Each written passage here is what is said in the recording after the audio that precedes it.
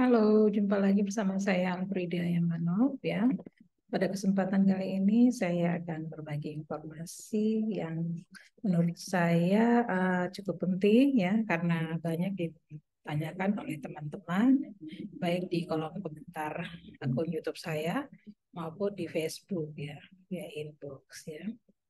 Em, saya ingin menyampaikan juga kalau teman-teman mau punya pertanyaan bisa disampaikan di kolom komentar. Kemudian juga bisa nanti chat saya di akun Facebook saya ya, Berdaya Mangun. Saya berbagi sedikit tentang pertanyaan-pertanyaan beasiswa LPDP Farmasi Putra Putri Papua ya yang tahun 2023 ini. Pada dasarnya persyaratannya sama aja ya teman-teman semua. Um, Hanya yang sangat penting dan perlu diperhatikan adalah tahapan awal untuk administrasi ya. Ini tahapan awal untuk administrasi itu teman-teman pastikan bahwa surat rekomendasi ya itu tahunnya itu 2023 ya. Jadi nanti kalau misalnya mendaftar tahun 2024 berarti suratnya juga tahun 2024 ya. Nah, beasiswa Putra Putri Papua ini ya memang khusus untuk yang bermarga asli Papua atau ayah atau salah satu ibu uh, bermarga atau orang asli Papua ya bisa mendaftar beasiswa ini. Jadi ada beasiswa afirmasi apa daerah Papua juga ada ya, tapi itu untuk umum ya, yang berasal dari Papua. Nah,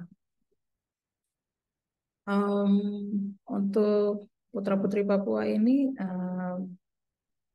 sangat bagus ya karena sangat bagus dan baik, memang mendukung untuk daerah afirmasi ya karena beberapa syarat yang memudahkan kita ya. Jadi TOEFL bila tidak ada juga tidak apa ya, karena ada nanti kelas pengayaan bahasa.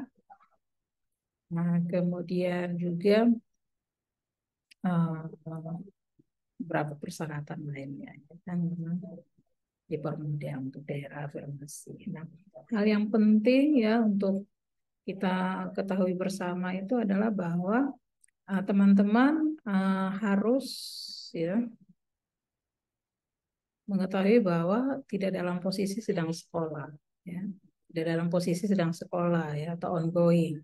Beasiswa LPDP tidak menerima calon pendaftar yang sedang berstudi ya. Untuk itu diperhatikan hal tersebut ya. Kemudian juga tempat studinya itu yang dipilih adalah yang sudah ada daftar dalam daftar list. Ini ya, bisa teman-teman lihat di sini, daftar ini. Daftar unduhan ini nanti lihat ya, beasiswa Putri Papua, ya ada petunjuk di situ. Kemudian juga ada daftar tempat studi, baik studi dalam negeri maupun luar negeri ya. Jadi universitas-universitas yang sudah ditentukan oleh pihak LPDP yang bisa kita pilih di situ ya.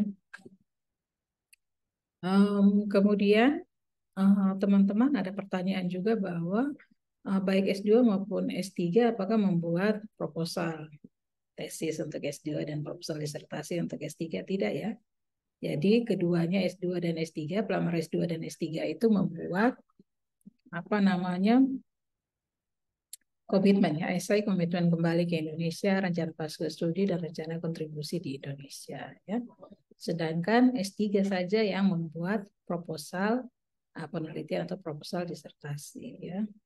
Nah, kemudian teman-teman juga harus memperhatikan di panduannya bahwa tulisan itu harus jumlah katanya 1.500 sampai dengan 2.000. Kalau 1.000 kurang dari 1.500, maka nanti di sistemnya ditolak. Ya, demikian teman-teman.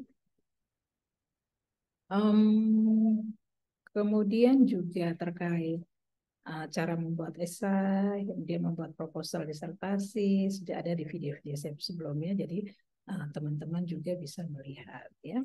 Kemudian juga terkait dengan ini, kan nanti ada syarat untuk terus ada rekomendasi ya. Rekomendasinya itu bisa dari akademisi, bisa juga dari tokoh adat, tokoh masyarakat. Nah, bisa secara online ya, bisa juga secara offline. Nah, format offline-nya bisa di-download, kemudian diisi tanda tangan, kemudian dikirim kembali, diupload kembali ya.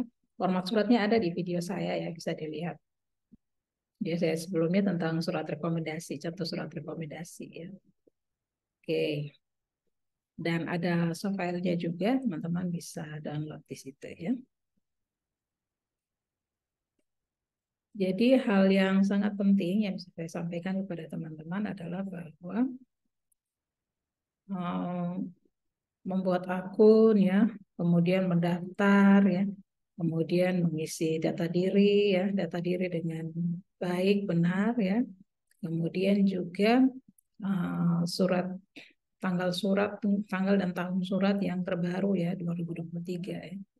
Nah, misalnya teman-teman tidak lulus yang 2022, kemudian mau ikut tahap yang tahun 2023 ya suratnya harus dirubah ke tahun 2023 ya, itu juga diperhatikan ya. Kadang ada yang lupa jadinya tidak lolos seleksi administrasi ya. Jadi benar-benar diperhatikan. Kemudian ijazah, ya ini ada periode untuk mengunggah ya, itu diperhatikan ya. Diperhatikan untuk surat-surat ya, dokumen-dokumen ijazah, KTP, kartu keluarga, itu di scan ya, yang dibuat dalam format PDF ya, ijazah SD, SMP, SMA ya. Kemudian di format, kemudian di ya. Surat rekomendasi tokoh masyarakat tadi sudah ya. Jadi ada online dan offline. Yang format offline itu yang ada di apa video saya sebelumnya ya, nanti bisa dilihat, terus ada apa link untuk diunggah di ya. Oke,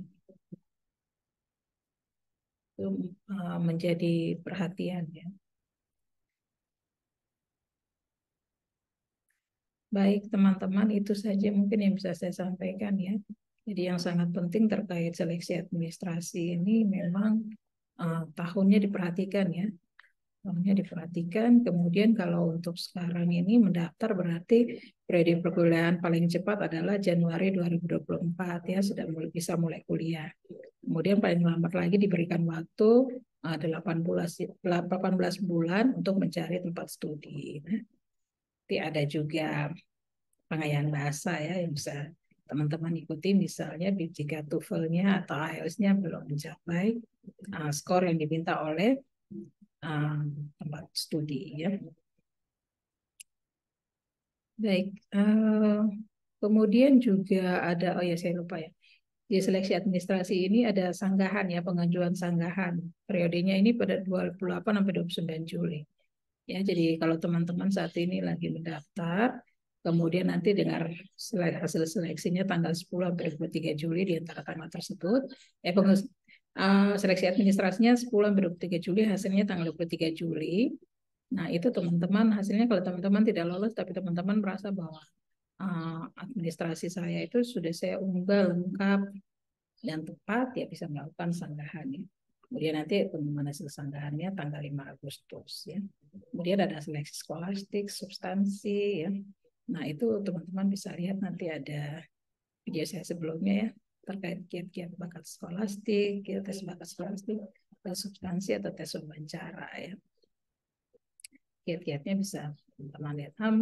Demikian ya teman-teman beberapa hal yang bisa saya bagikan. Persiapkan diri dengan baik, administrasinya diperhatikan dengan baik lengkap, sesuaikan dengan file yang minta ya, file PDF ya yang minta, kemudian diupload dengan baik juga ya. Oke, video lainnya nanti saya tulis di deskripsi ya linknya dan teman-teman bisa lihat. Sukses selalu buat teman-teman semua ya. Terima kasih.